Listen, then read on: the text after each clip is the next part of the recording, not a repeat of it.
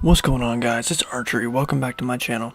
Today I'm back with another GLDL match. This is my week 6 match versus Burst, coach of the Chambana Shellos, and let's just get right into it. So, going into this week, I had a really rough time prepping for this team. Burst has a really good squad, in my opinion. I think Galarian Articuno is super underrated, especially with competitive. It can be pretty scary. Along with that, Burst has got the Cinderace, Rotom Wash, Core. Seems pretty solid overall. Got Redirection, got a solid Trick Room mode. He's got the Lopunny, which is hidden tech, actually. I think it's really solid if you can use it good. So I'm back with another ASMR video, by the way.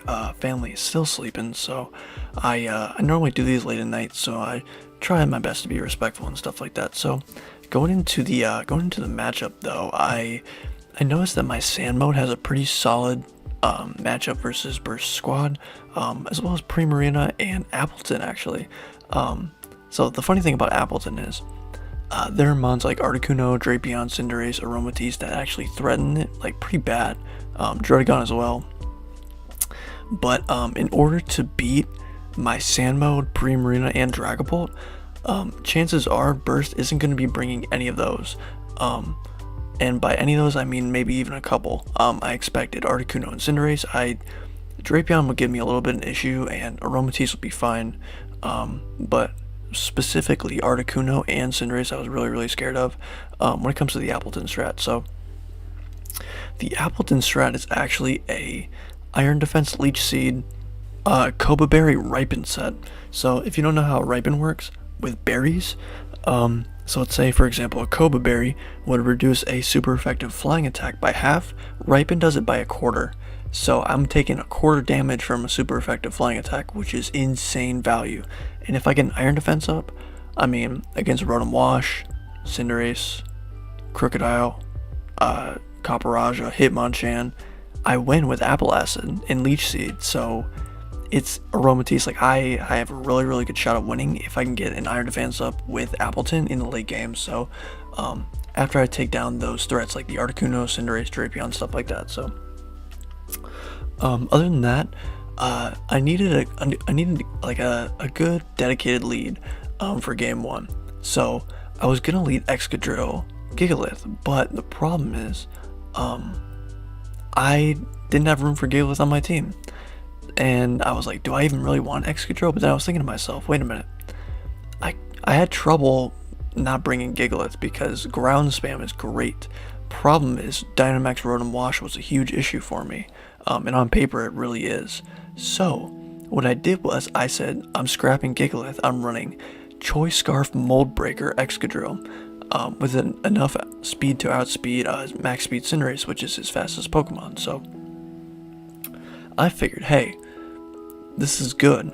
Next to Max Primarina with Safety Goggles to override the Tangrowth Rage Powder, I can stop any lead that he wants to go for, any lead at all.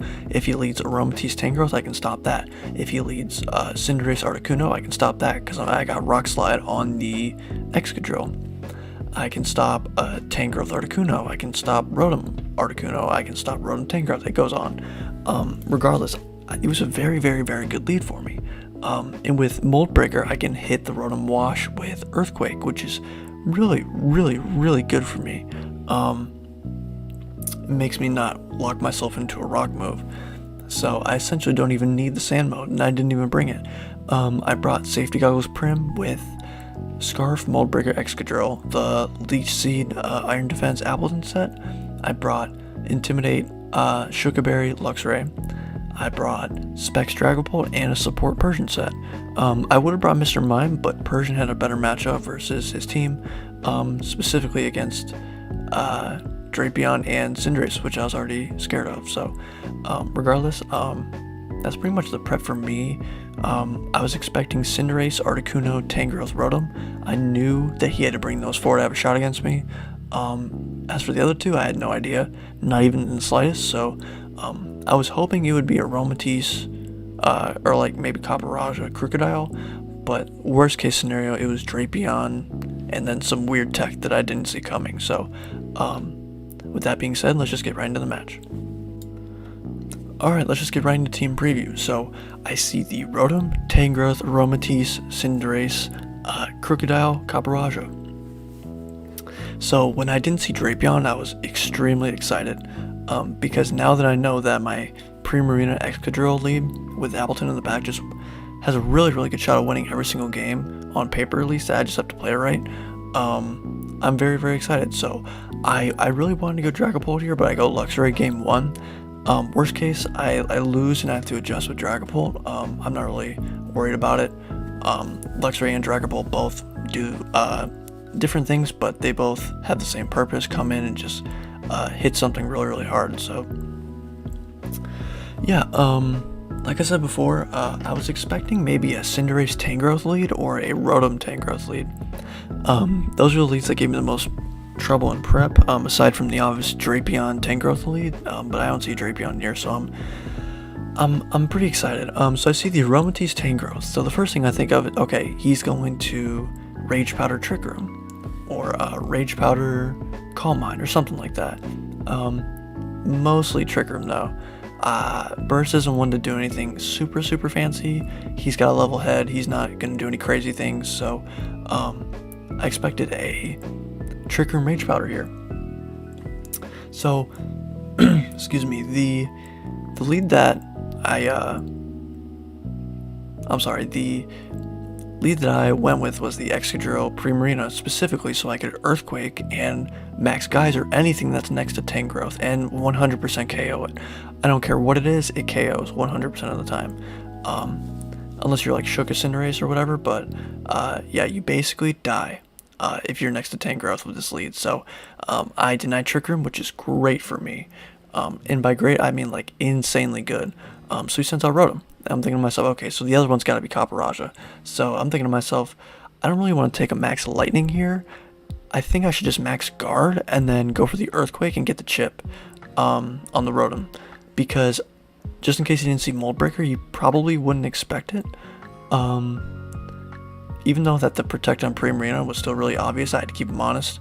So I expected the Max Lightning into Primarina, and probably, I don't know what I was expecting from Tangrowth, probably a Rage Powder, just in case that Burst didn't catch the safety goggles on the Primarina. So Burst maxes the Rotom. I could see him not maxing it and then saving his max for Caparaja in the back, but I went for the Max Guard just in case. So it goes for Rage Powder, and I am very happy right now because you're about to see this damage that it does to this Rotom. Wow, that does like 65 to 70%, somewhere around there, probably 65-ish. But yeah, no, it's very good damage. And now I know for sure that I kill with another Earthquake, and I know I outspeed. So I'm okay with chipping my own Primarina down, considering that I kill the Rotom here with Earthquake, and then I can Starfall the Tangrowth and pick up a KO on that. So realistically, in theory, this is a double KO turn for me, which is really solid, considering that this is only turn 3 of the game, and I'm going to be up 4-1 against whatever Burst has in the back, which I'm assuming is Caparaja. So I Earthquake, KO the Rotom, which is, oh my god, it's so good for me. Getting rid of the Dynamax this early in the game, and then I Starfall into the Tangrowth. So my max is going to end here, but I'm up 4-1 at the moment, so I'm in a really favorable position. So at this point in the game, I'm trying to figure out if I'm trying to get as much information as possible. So I see the Crocodile, and I'm thinking to myself, okay, I really could just Protect on the Primarina, and then Earthquake, considering I'm faster, and get the chip. And if he KOs Excadrill, that's completely fine. I go into Appleton and just win. So that's pretty much the game plan right now. I almost switched out, but I thought to myself that the Protect Earthquake was just a safer play, because I know because I'm Scarf, I outspeed, and if he outspeeds me, then I know for sure he's Scarf, which is great information later in the game. So he does not outspeed me, which means that I know he's not Scarf. So at this point, I'm assuming he's either Rindo or Pasho Berry, especially when I see no Life Orb. So that's basically what I'm thinking here. So yeah, no Life Orb, and then I go into Appleton and just Applesson and win. I switch Primarina out into the Luxray, just to get the Intimidate off, and I know Applesson kills from here, unless he's AV, which is something that could be a thing, but I know that it kills from here even if he is AV. So even if he was AV, I wouldn't be able to tell. So he goes for Thunder Fang into the Luxray, which is great information because I know now if he tries to max with Crocodile, then I can switch an Appleton against it and I completely wall it. Considering that he's got, assuming that he's not AV, he has high horsepower, Thunder Fang, and essentially a dark move. So I know that I wall it with Appleton for the most part. I just go the same 4 again, by the way. It's a no-brainer for me. That went so good. That went right on plan for me. So yeah, I just leave the same 4. I'm hoping that he leads the same thing, expecting something different, but Burst is a good player, so my hopes weren't really high for that. I thought he'd adjust.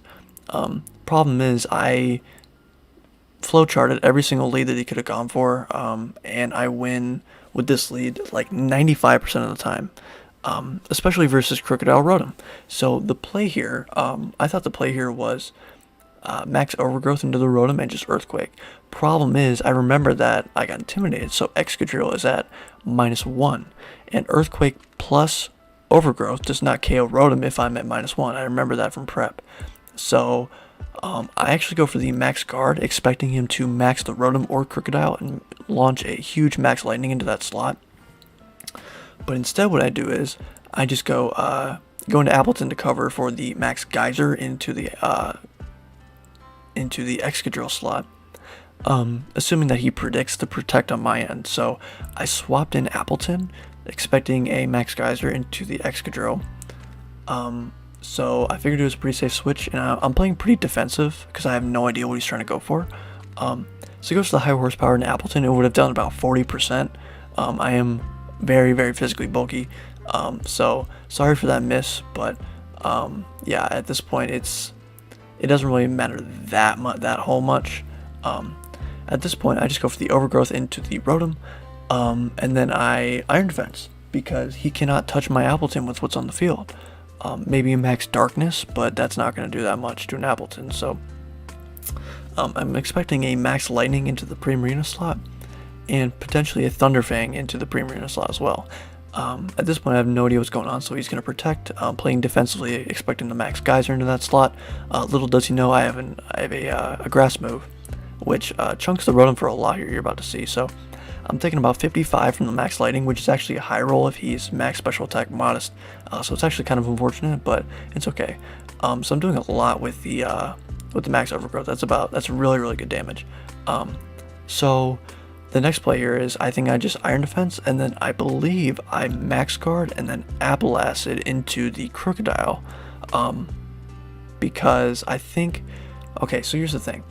I KO uninvested Crocodile 62.5% of the time, so 5 out of 8 times I KO this Crocodile, unless he's AV or unless he has bulk. So I figured right now is the best shot for me to try and figure out what he's running on this Crocodile. Even though I'm in a favorable position, I could still lose at any time, so I was trying to get as much information as possible while also trying to win. Considering I'm up a game, I thought it was pretty safe. So he goes for the Thunder Fang in a Primarina, and he goes for the Max Lightning in a Primarina, so he doubles into it. So good protect on my end, I think. I wasn't really expecting him to double into me, but that just goes to show that he can't do anything to Appleton. So he actually lives on Crocodile, so either he has a little bit of bulk on him, or I low rolled, like minimum rolled. But either way, I know that I'm in a pretty favorable position here, so I go into the Luxray to try and take this max Lightning that's coming my way, and I didn't really feel like taking all that damage on Primarina, so I figured that getting the Intimidate off on the Luxray was on the Crocodile was actually pretty solid. Lucky enough for me, he actually switches into the Cinderace, so I get an Intimidate off on the Cinderace, which is great. So doing a lot of damage to the Luxray here from the max Lightning, but it's okay. That's what this thing is for, is just to switch in on hits and get Intimidates off. So the Apple Acid does not quite pick up the KO on Rotom because he switched the terrain.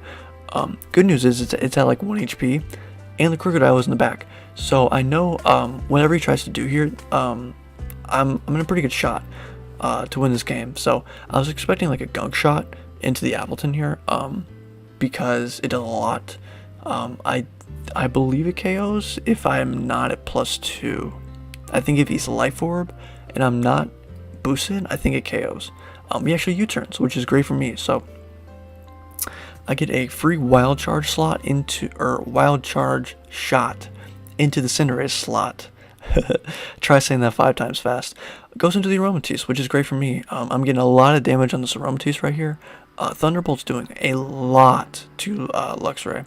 So I'm doing about 70% to that Aromatisse. So I know that he's not quite max HP, I don't think, on the Aromatisse.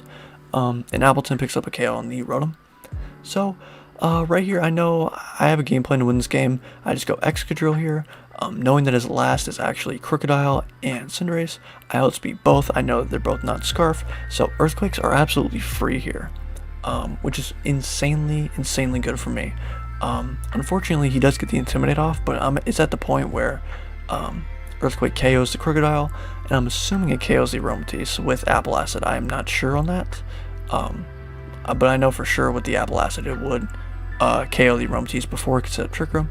So he goes for the Protect here. Iron Defense would have been awesome for me, but it is what it is. I was not expecting a Protect on the Aromatisse, actually. Typically on Trick Room setters you don't, unless it's like a sweeper. But typically if you're going to be running a Trick Room sweeper, you don't really want to run Protect since you're going to be maxing it most of the time. So it's whatever. Cool tech on him, I guess. So I Earthquake, and right here I was trying to decide whether or not I should Apple Acid into the Cinderace or the Aromatisse.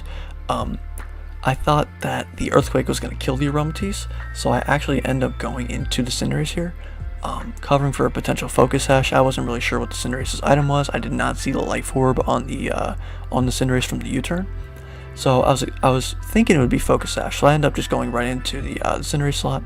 But it doesn't actually pick up the KO on the Aromatisse, so that's unfortunate. I knew that High Jump Kick or Pyro Ball was coming into the Excadrill, so rip Excadrill, but it's okay, you did your job. Apple Acid into the Cinderace, pick up the KO, and then it's now Aromatisse versus the World. So now it's, he actually Moonblasts into the Appleton, and typically I'm supposed to live that.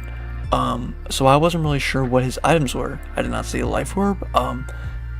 So I knew he had to have a lot of special attack investment, but I wasn't really sure on his spread. But either way, even though it looks pretty close, I had Primarina in the back, so as long as I took out Cinderace, I win with Primarina. GG to Burst. Like I said before, I had a really rough time prepping for this team. I thought it was really solid. And he had a lot of tools to shut down my main modes. And another thing that I want to say was, I'm like pretty shocked he did not show the Caparaja. Either way though, it is what it is. After seeing the Excadrill out like that, I doubt unless you're Shoka that you're going to be showing that. Especially since you probably can't OHKO it, unless you're like Life Orb max quaking it, which is very possible, but you're still going to be taking a ton of damage from the Earthquake, so I completely understand why no Caparaja. But if you're going to be running Trick Room mode, I was expecting a game 1 and it just didn't come out. So regardless though, a win is a win. I am now 3-3 in this league. Starting off from 1-2, I inherited the team that was 1-2, changed it to my own. I am now 2-1 on the season, technically 3-3. So I am really happy that I got this win this week. GG to Burst. No slouch at all. Like I said, I know him from the MDL, so you know he's going to be a good and fair competitor. He's got a level head and everything. He was a really good sport afterwards too. It was a pretty hacksless game as well. So yeah, again, sorry for all the voice cracks. I'm like trying to talk quiet because my dad's sleeping. But you know, like I said before, GG to Burst. I hope that I can continue winning in this league. I'm having a blast with this team and just meeting a bunch of whole new people. So with that being said, I just want to say GG again to Burst, and I hope you have good luck the rest of your way. Hope to see you in playoffs, and it's been Archer, guys. Have a good night.